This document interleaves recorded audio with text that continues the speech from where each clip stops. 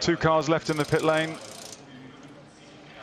Victor Shopalov and Marco looking on. Team boss and James's engineer, respectively.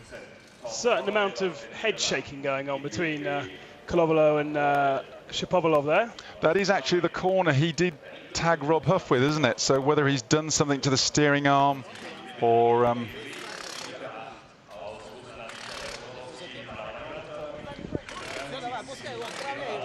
1 minute and 18 seconds remain. Hugo Volante's car does look a little bit of a mess. It's more taking off all the bits than getting it back on again, because he's managed to really... I mean, that looks like a crash structure, but it's not, is it? It's simply a piece of carbon. James's eyes are widening now. Ah. Look. We've got to go. 1 minute to get to the end of the pit lane. He should do it. Now, the parts can be taken onto the grid, and they can finish the job if they need to on the grid. As long as he gets out the pit lane before the klaxon sounds. I think that should only leave Hugo Volante's car in the Parc Ferme area in the pit lane, and therefore, as he said, he'll start from the pit lane. I think they've got time though. The race is not expected to kick off for another. Just checking my sheet. We've got another 5 minutes before the race starts. So I would imagine it's going to be 10 minutes, Ben, and they can actually work on the car till the 3-minute board. Yeah, I read that wrong. 15 minutes before we actually get going. There you go. So then they can work on the car till the 3-minute board. When the 3-minute board goes up and the siren goes off, then the car's got to be on the ground with no work being done on it. Otherwise, you incur in regulations. It's normally a drive-through penalty, which basically scuppers your race. Well, one of the worries before the start of the first race of the weekend was the weather and whether we might get a bit of rain into the second race. The skies haven't changed since the start of the first race. It feels hot and more humid for sure, but unless we have a massive thunderstorm downpour that just creeps up on us, and we are in the mountains here, so it's quite possible, I think we might get away with it. But you know, the tyre problems that we were all expecting didn't come either, so who knows? I know, it's quite disappointing, wasn't it? I was hoping a few more curveballs, but you were saying whether the rain comes. That's a good pun you've got there, Ben. 40% humidity on that graphic, so I'm feeling it a lot more than potentially. I feel a lot more than 40% humid at the moment. After running up and down the steps, I mean, you're looking remarkable. Not even a bead of sweat on you. I'm impressed. That's all that fitness I've been doing for nothing. I knew it was for something. Anyway, we've got a relatively full grid. The question is, who broke Parc Ferme regulations at the start, and then who's moved back? Looks like to me there is well, Charles Eng should be at the back there, but that looks like Franz Enxler as well. That's Enxler's car. So should have Enxler been ahead? No, Young should have been ahead. Daste. Well, there we go. There's one that completely missed us. No work being done on at all, but he wasn't involved in anything. Was he not tagged by Hugo Volante, though? Maybe the rear end of Daste's car has got damage, and therefore the grid should slightly change. At the moment, though, Nash and Oriola on the... Nash and Michelitz, Oriola and Montero, the front four, as we were expecting. And a good opportunity then. Hopefully Honda will turn the wick up a little bit and show some pace. Otherwise, they could be sitting ducks there. Tarquini, and then race one winner, Michel Nukia. And then McDowell and Huff, they'll be stuck together most of the weekend, haven't they? Chilton, Muller. Daste will not start from 11th, therefore Coronel will move up one. And this, obviously, the graphic pre any changes. So Banani, Kozlowski, Bart and Basseng. Thompson there down in 17th position. Rennie Munich alongside Engstler and Oh Young. Pretty sure, we need to have a look at the back of the grid, but I think Engstler has taken a penalty and maybe Oh Young as well. They might shove them on the back of the grid, but if the grid's been issued, then they'll just, and like if Daste can't make it, they'll just have to leave a hole there. Yeah, there's a hole in front of Fernando Monge, which should be Charles Eng, so they've all moved up one. And is that, maybe that's James Thompson who hasn't made it onto the grid yet. So we'll find out once they get on their green flag lap who is missing. Tomo's made it round onto the grid, but it'll be interesting to see if they are still working hard on the car or he's actually cool with it, because obviously in the formation lap, he'll eat my dust. Whenever I look at that, I always think of The Simpsons, eat my shorts. I think he should have that embroidered on him somewhere. I wonder if that was established when him and his brother Tim did the Dakar Rally back in something like 2007, as they are identical twins, and they also went and did the Dakar, and apparently stage by stage they would swap who would drive because no one could tell them between the two of them. They are so identical. One is now a little bit bigger build than the other. I don't think they'd fit in each other's race suits any longer.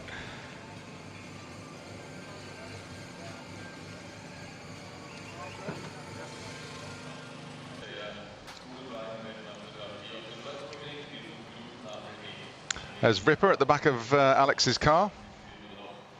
He's been around, done everything. Was with the championship-winning 888 Vauxhall team for a few years. And he's been doing the world circuit as well. Michel Nukia, the winner of race 1, said to me that he didn't feel he had a good pace, and maybe they need to change the setup a little bit to have a better pace in this race. And for sure, it looked like James Nash was the faster of the two drivers, isn't it, in that first race? Wonder if they've done anything to make this Chevrolet faster. Yeah, Nukia obviously started on the front, finished on the front. He's now starting in 6th place, and you are going to need some quite aggressive pace to get through. I mean, there's a lot of the quick boys all now starting in the top 10, so I would imagine this race is going to be a little bit more frenetic than we saw the first one. But if his pace wasn't there, it's only because they're trying to be safe on the tyres. You know, we lost all bar 3 front-wheel drives in race 2 last year. So it's not as warm as last year, but, you know, it's still dry. The circuit's still the same. It hasn't changed. It's still an ultra-fast corner. Ultra-fast circuit, shall I say, with which is quite abrasive. But it's going to be interesting how hard these Hondas push when they got the Chevys breathing down their exhaust pipes. You know, I still put my money on Muller to come through for a good podium. I always think he's like, when you're out there, he's like the boogeyman coming after you. But Tarquini's, we've got the standing start. Tarquini's also always lightning out the starts. And just looking at Montero now, he's got his starts together as well. I think they've been working on the starts in the Honda camp, and it's certainly paying off. Just a quick bit of news from down on the pit lane. Neil Hudson down there for Touring Car Times has sent me a message saying no Oh Young. We saw Daste is not taking the start either, and they're still working on Valente's car, so he may start from the end of the pit lane. But Daryl Oh Young was worried that they wouldn't be able to shut the door, and therefore if he went out he'd be disqualified, and that seems to have been what has happened. Oh, that's a shame, isn't it? Daryl just hasn't had the luck running with him at Real Motorsport. His engineer Simon Cumberbatch missed his flight in the week, and so he was late getting here. It just seems like everything that's going wrong is going to go wrong. And then the driver penalties, which he got included in, felt he shouldn't have been included in. It was a bit of a wrong place, wrong time for the poor guy. So yeah, it would have been nice for him to get out and try and get a solid result in the second race. What was very interesting, talking in the pit lane and the paddock before the races and talking to some of the team managers about the penalties that we had, and they actually had a Touring Car Commission meeting last Tuesday, and lots of the issues that we've experienced this weekend were actually brought up in that meeting without even any hindsight, and therefore we might see changes in the way that penalties are applied in the future. It was brought up that if you have a technical infringement, why do you keep your position for race 2, but you get penalised for just race 1? If it's a qualifying infringement, one of the questions, of course, applied to the Honda team, who are taking their positions at the front of the field. OK, it wasn't a performance penalty, but it doesn't invite drivers, if you want to be playing naughty, to race a completely illegal car, get a decent qualifying position, and then just take a penalty for race 1. Yeah, Ben, I mean, first of all, the Honda wasn't a completely illegal car. It was a technical almost misjudgment Yeah. of way of parts being moulded. So, but I hear what you say. But the problem is, you're asking me. I'm a driver and I'm on the team side, and drivers and teams will see a completely different argument to the FIA officials we've got here. You know, you can understand a rule's a rule, but a lot of the cases it's how you interpret the rule. And a lot of the drivers, they wouldn't have done their qualifying thing yesterday if they thought they were going to be interpreted that way and pick up penalties. But the FIA didn't like it, didn't like what they were doing, and so they'll know next time. But it's still an open book on how you interpret everything. Another hole beside Coronel. That would have been for Dastey's car there. So we do seem to have lost 2 BMWs with Young and Dastey. Whether Hugo Volante, who should have started at the back of the field anyway, whether he will actually take the start, we'll find out very shortly. The car, from my eyes, just looked like a lot of carbon fibre damage and not a huge amount of structural damage. The radiators are set so far back that actually you can have quite a hefty hit like that and still just about survive. The radiators clearly being the first part that will be damaged of the engine. Yeah, just looking at the grid now, 15 seconds left to go. James Nash is the lone Chevrolet in the top 5, with 3 Hondas and a Seat breathing right down his neck. And we saw how strong they were in race 1. And you say it wasn't easy, but from the outsider perspective, from a layman's perspective, like me, it looked very easy being in a Chevrolet and flying like that. Yeah, I think Nash definitely had the pace to win race 1. Poor old Darrell. It's even changed already. Yeah, James definitely had the speed to win race 1. It was just, it was Nukia's Kylan gunning age. Managed to hang on for the driver's car. Right place, right time, right line. Now, because we got the standing start, when we spoke to Rob warming up, clutch is going to be also important, trying to warm this up. But we'll go to Rob Huff now. So, standing start in this race, again, lots of weaving left and right, warming the tyres, keeping the tyres clean, warming the brakes up, getting the clutch up to temperature. Quite a complicated start procedure for a standing start in a touring car. Got a few problems in this race on my car, unfortunately where we got hit across the chicane by a Chevrolet in race 1. It broke our flat floor, so for sure we've lost some aerodynamics through the high-speed corner, and that was one of the places we were really quick. So expect to see the car moving around a little bit through there. It's going to be quite a slow warm-up lap, as we can see Nash taking his time. Not quite as slow as qualifying yesterday, but not far off. Starting start, very difficult, very tricky. You don't want any wheel spin, but at the same time you don't want to bog down too much. So it's about getting everything right, and if you get it perfect, probably 3 out of 10 times, you're doing well. Interesting, the Seat, quite a bit easier to get off the line, or more consistent to get off the line than I ever found the Chevrolet. Chevrolet very difficult, and my old friend Alex McDowell starting alongside me on the grid. So the last few times we've started next to him on the grid, he's not made the best of starts. So fingers crossed we'll get a good start and good jumping place off the line. Obviously going to be very difficult with the 2 Chevys behind me, as we saw in race 1. Very, very quick. About 3/4 of the way down the back straight, they can pretty much tow past anything. The aerodynamics on that car, allowing it to be that way, makes life very difficult. But I've also got 2 Chevys in front of me, so if I can hang on to those guys, we can hopefully try and defend a little bit from behind. Just making sure, again, start maps are in the right position on the steering wheel. And yeah, we're all set for the start, guys, so back to you. Fantastic stuff from Rob Huff, and mirroring exactly what you said, Matt, about the clutch. Interesting that he talks about the Chevrolet being a difficult car to get off the line. He mentioned Alex McDowell, but the guys that are new into this car, Tom Chilton and James Nash, have also really struggled to get a good start out of their car, and James obviously on pole position. Yeah, Tarquini was always a lightning starter in the Seat last year, and we were putting it down to the car, but he's still that lightning quick, and obviously things he's learned with the Seat he's taken across to Honda as well, and they're all doing well. But I would imagine Huffy's actually secretly going to try and leapfrog McDowell and Nukia, and he needs to do that to try and get a jump on Muller, who's going to be coming behind him.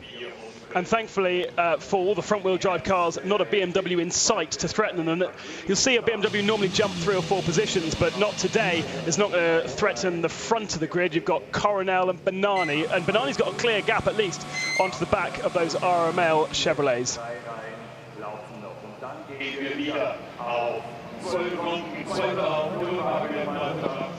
Just waiting for the green flag at the back of the field. A few cars down, a few gaps on the grid. No Daste and no Darrell Young.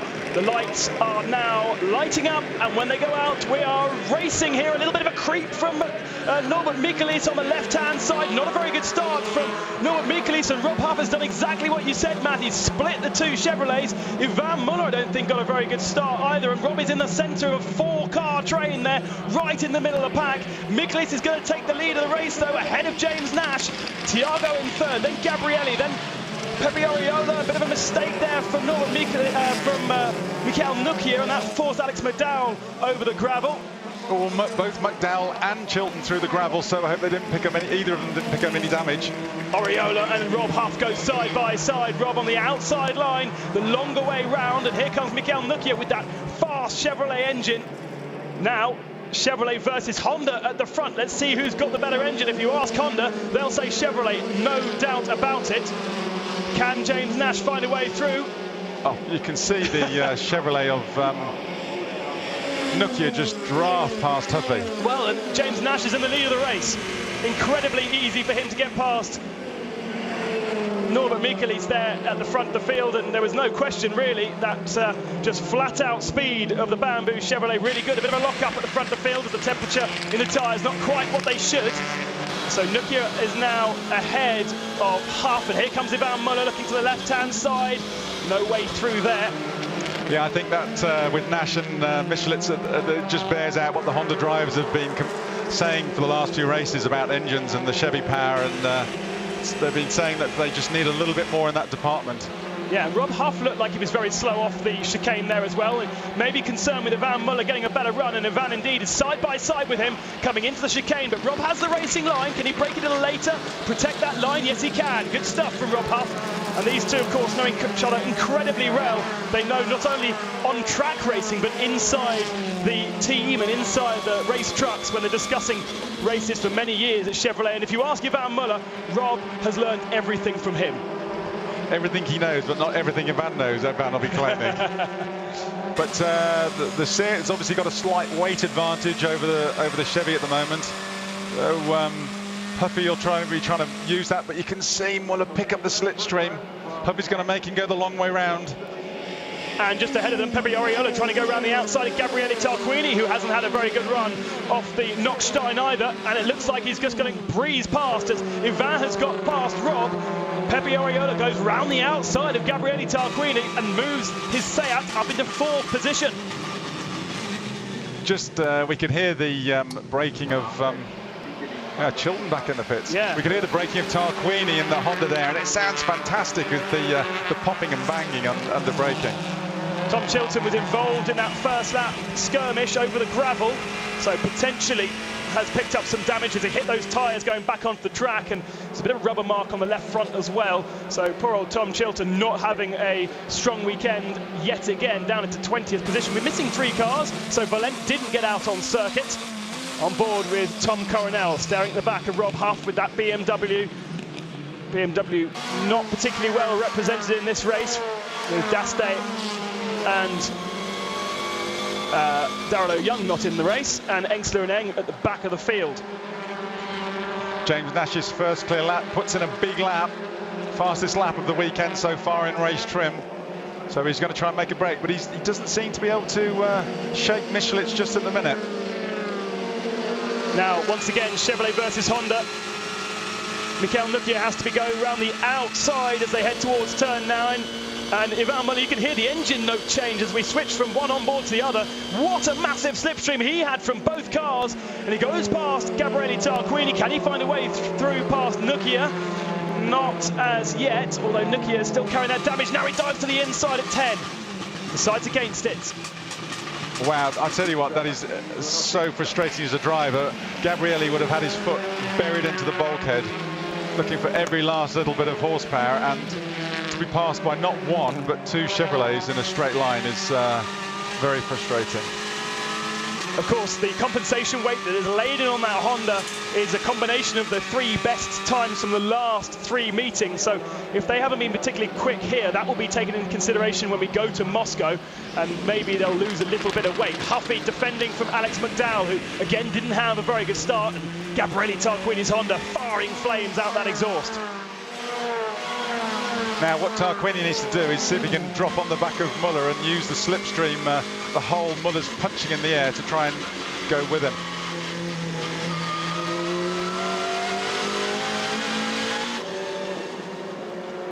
Nash, Mikulits and Thiago Montero holding on to those front 2, then Oriola, Nukia and Ivan Muller. Gabriele Tarquini fading already, and Rob Huff's the next man that will be trying to get past him, although Alex McDowell has a run on Rob and is again forced to the outside line. This is where he struggled in race 1 to get past, but it seems a much easier affair in race 2, and shoots past in that Chevrolet Cruze that has just so much power down the back straight, so much aerodynamic efficiency with a big slide. That was close. Those Chevys look as though they've got Toka engines in. Nukia's got has lost the position to Ivan Muller, and we've got Michelitz. No, it's not Michelitz. It's a false start for car 7, which is Charles Eng. That doesn't matter so much. I was worried about Norbert Mikelitz's start, but clearly hasn't been seen by our race stewards, so I'll keep my mouth shut. Nash, Mikulits and Thiago Montero, and then the battle behind. Gabriele Tarquini now has Alex McDowell and Rob Huff, and this is how Ivan Muller did it past Michel Nukia. Pretty standard pass. Oh, Bart trying to go down the inside of Kozlowski. No space, no way through.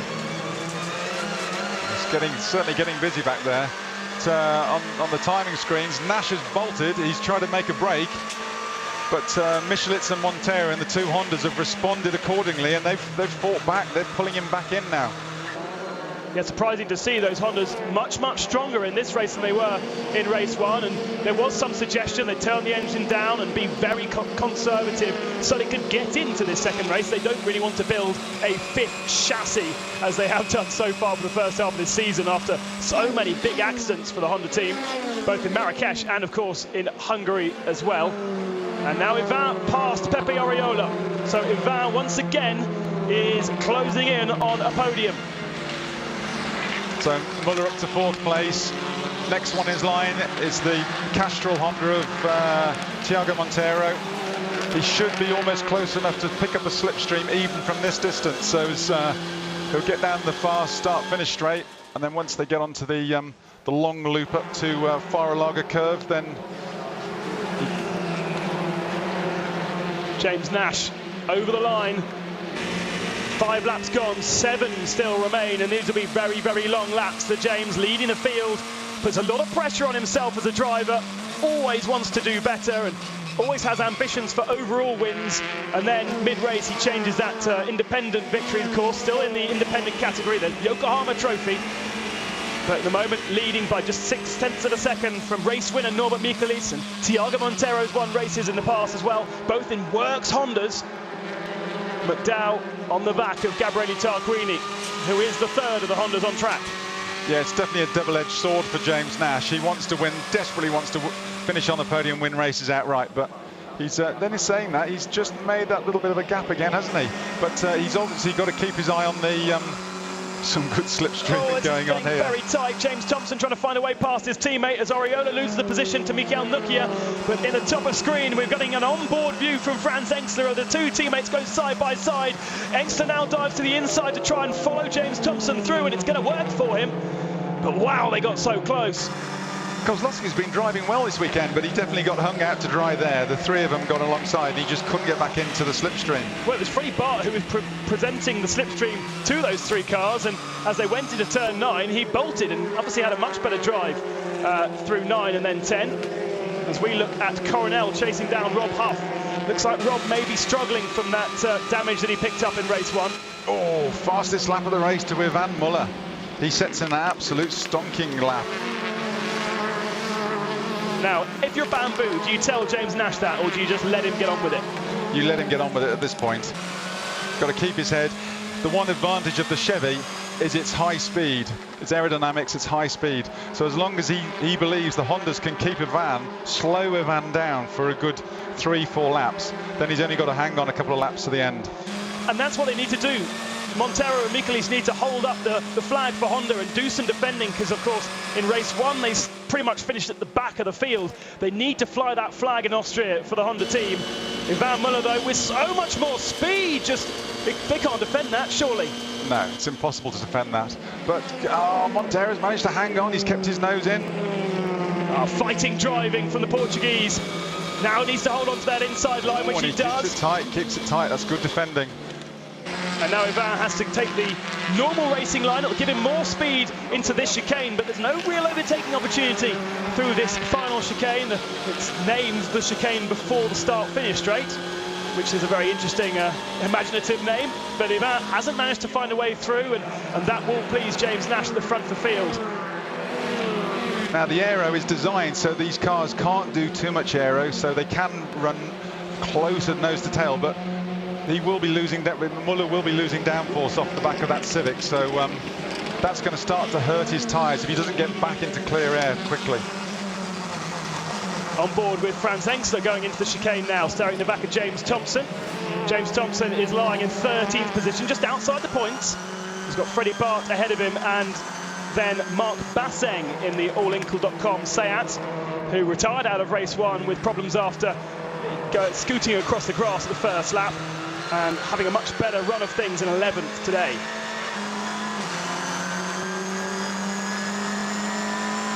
Nash, Michelisz, Montero. Here comes Ivan Muller though around the outside of Montero. Once again, Montero needs to keep that nose in, but he's a little bit faster. And once again, Ivan Muller moves himself up onto the podium from a lowly 10th spot. 13th in race 1s to 3rd. How far can he go from 10th on the grid? Or can Montero fight back? The Honda's good through the twisty bits. Yeah, the Honda does look strong through that turn 10, and therefore he'll be strong through this chicane as well. Really only losing out on that back straight, isn't it?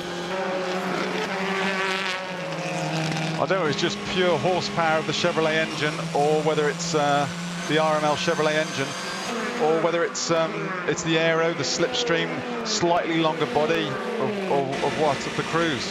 Here comes Tom Coronel on Rob Huff for 9th position. Huffy going a little bit defensive, a little bit later on the brakes as well going into the chicane. And there's a nice little queue of cars with Alex McDowell and Pepe Ariola just ahead. But Rob doesn't look as confident through the slower corners. Got the engine power over the BMW down the back straight for sure, but this is where it's really losing out, as is Gabriele Tarquini. You can hear the tyres protesting as he went through there. Tarquini looks as though he's got his hands really full with that Civic. He must have a problem, because for him to be down in 8th place when the other two sister cars, as you put it, are 2nd and 4th, he's got to have some sort of a problem there he's carrying.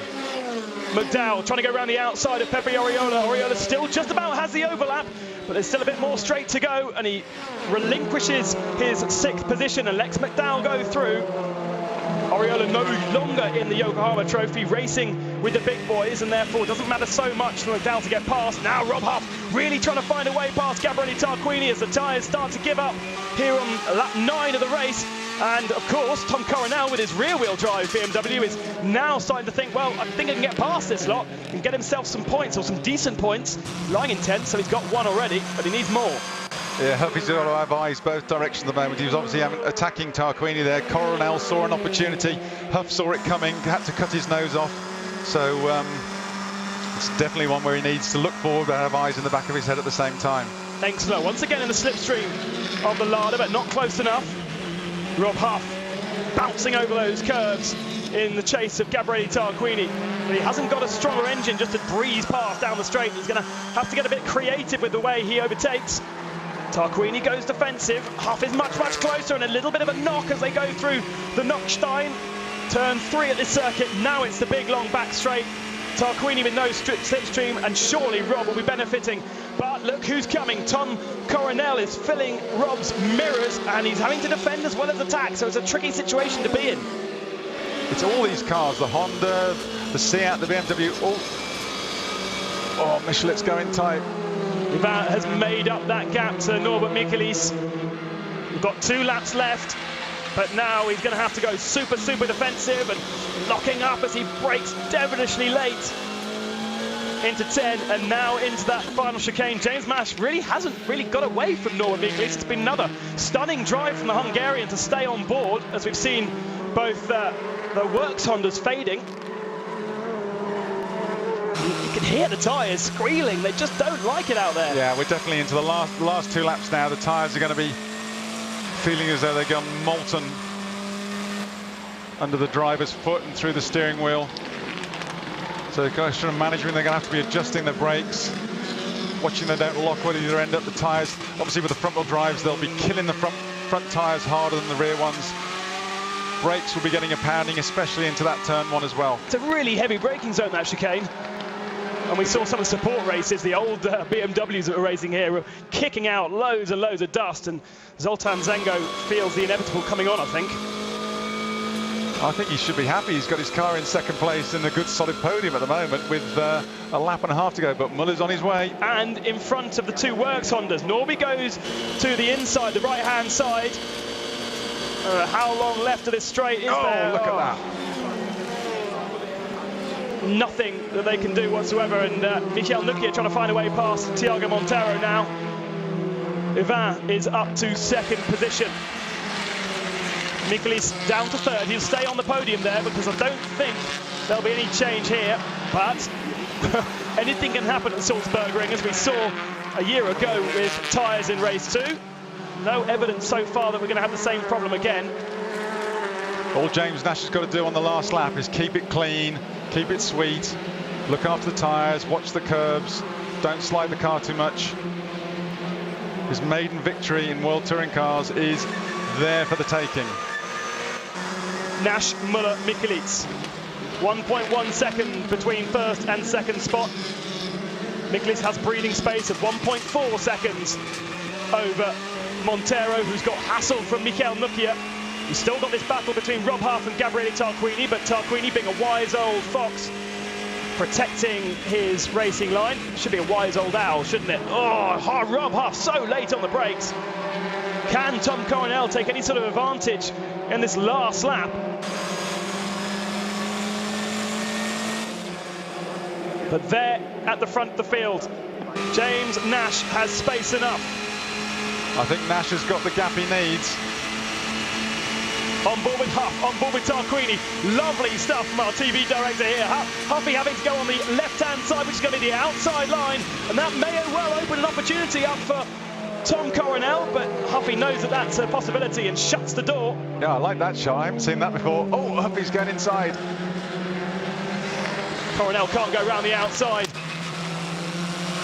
And that is then done, I think, between those 3. James Nash will be coming towards the start and finishing line, though. A little bit of contact between the 2. Here comes Nash, flashes the lights, and it's victory for James Nash and Bamboo Engineering here in Salzburg, with Muller in 2nd and Norbert Michelis in 3rd position. Great result, 1-2 for Chevrolet. Michelin's bringing home, flying the Honda flag in 3rd place. Monteiro backing him up, the 2nd Honda home in 4th. Nukia, Chevrolet again, 3rd Chevrolet home, and McDowell making it 4 Chevys in the top 6. Oriola surprisingly leads Singer, good solid drive in front of Tarquini and Huff after being involved in a race-long scrap all the way. Franz Engster just a quick shot off, but great result for the Bamboo boys. They've been promising this for the last 2 years. James will be going around trying to pick up all the debris on his tyres, the hot sticky tyres, just to add a little bit of weight, add a little bit of ride height to make sure he passes all the check and scrutineering.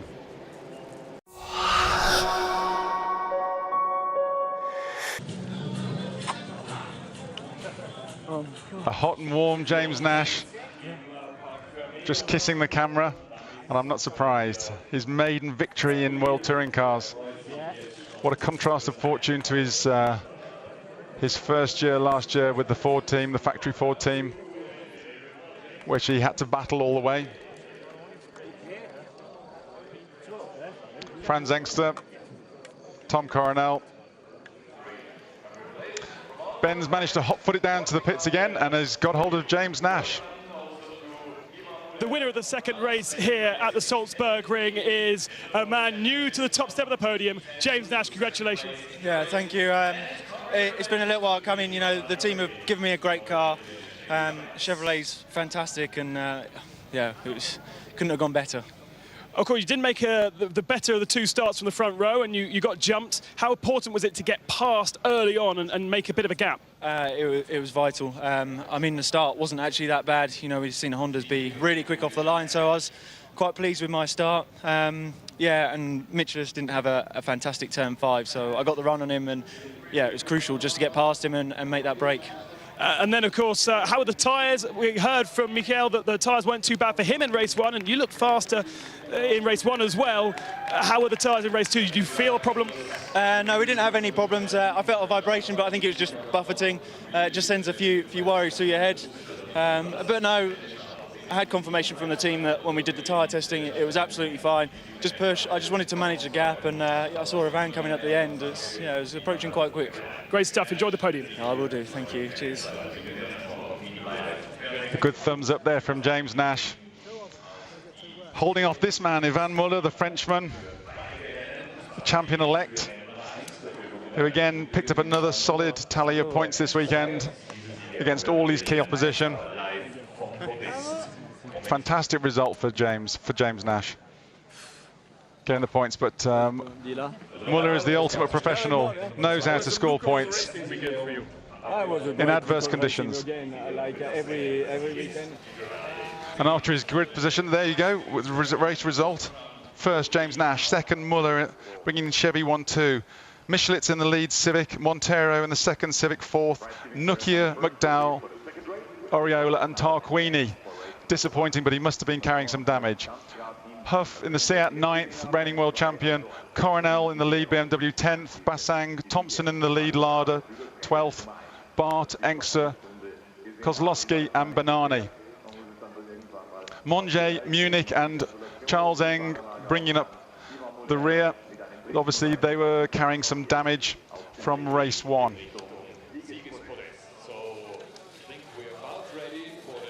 So what a fantastic weekend for James Nash. He didn't put a foot wrong. I was one of the first ones to question his qualifying.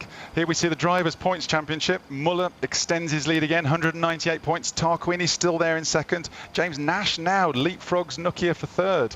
Wow. Nukia hanging on in fourth. Huff, the world champion, in fifth. Michelis moves up again, and Montero. Civics are on the march. Oriola down one. Banani, Bassang, Bart, Engster, and Darrell Young after an awful weekend for him. Thompson with his first points on the board in the first race. Daste and Charles Eng. Difficult weekend for the Engster team.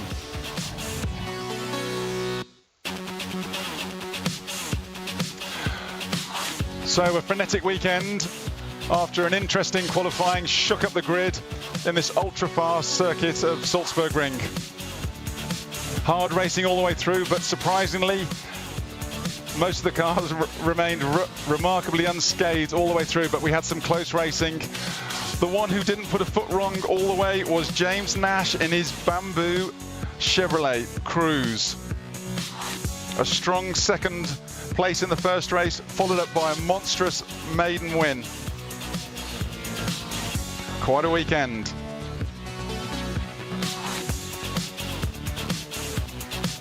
Michelis get another podium for the Zenga Motorsport Honda Civic team.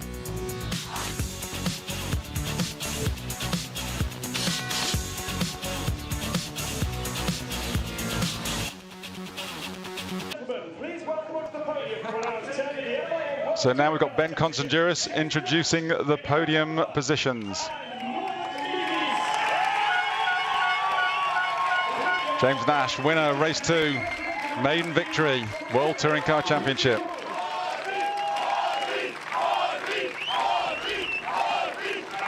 Yvan Muller second, and we can obviously hear some of the Michelis fans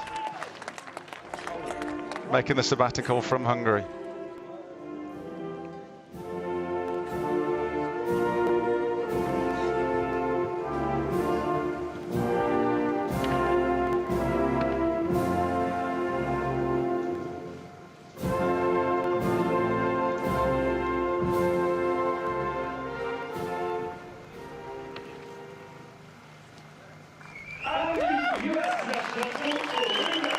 Muller, the ultimate professional, holding his Yokohama cap out to make sure everyone sees every little bit of branding.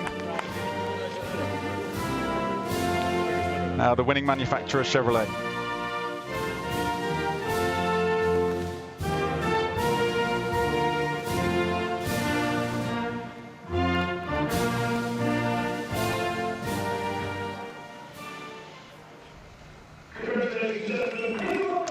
To Muller's right, we see there Richard Coleman, team boss of Bamboo Engineering. It'll be a proud day for him too. James Nash, number 14. Beautiful glass trophies, don't drop them, lads. And an extra special one for James.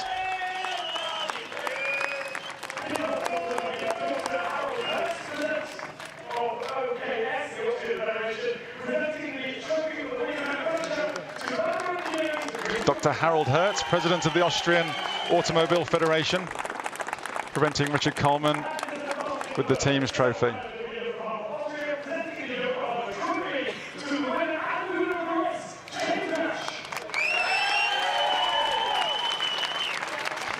The Yokohama trophy, so James reinforces his lead in the Yokohama trophy.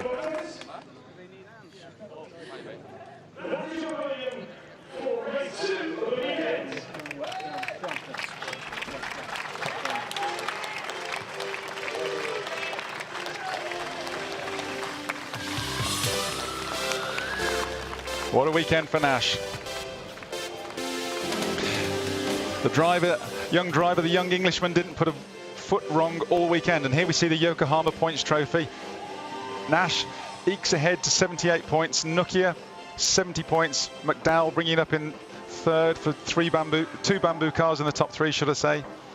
Monge, Eng, Dreyer, Munich, Valente and Boardman, who sadly hasn't made it this weekend.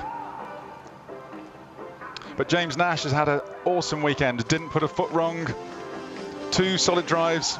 He'll remember this weekend for a long time to come. Here we just see a recap of the race. Strong start. Michelin's made a good start, but Nash was better. Huff manages to split the 2 Chevys. And his fast-starting Seat just got in front of Chilton. Looks as though Huff was creeping a little bit on the start then.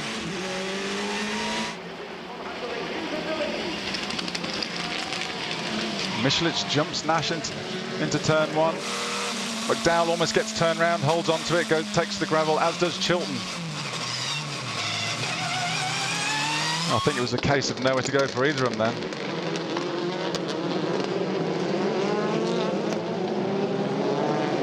Tomo taking to the escape road. Unfortunately, the Larders didn't seem to show the pace they had in race 1 in the second race. Just going back to race 1 incident with the 2 Inkster Motorsport cars taking out Darrell Young. Charles Eng going for a gap which was ever decreasing, and poor old Darrell Young in the Raul Motorsport BMW was the innocent victim as he tried to slide up the inside. Accident, innocent as hell to start with, but then as Inkster goes around, all hell breaks loose. Race 1 podium, have the Danish national anthem for Michel Nokia.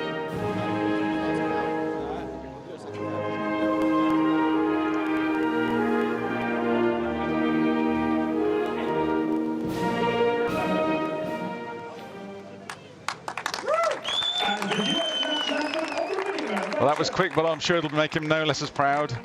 Now we have the US anthem for Chevrolet once again.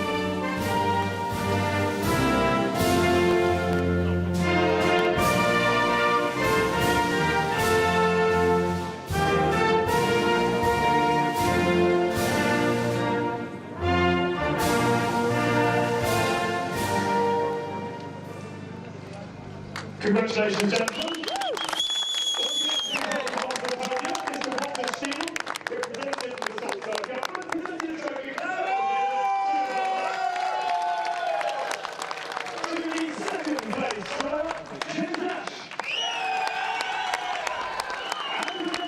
Not one, but 2 trophies for James this weekend. And his second win of the year for Michel Nokia.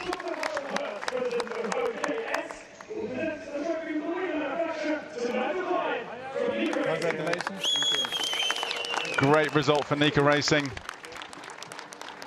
And Mr. Martin Berg, sales manager for Yokohama, Austria, will present the Yokohama Trophy to the winner and winner of the race, Michelle Lucia. And winner of the Yokohama Trophy. This one goes to Michelle Nukia.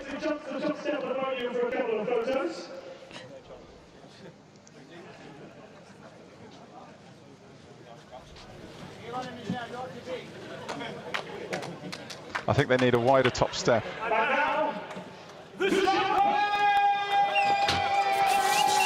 Now it's party time.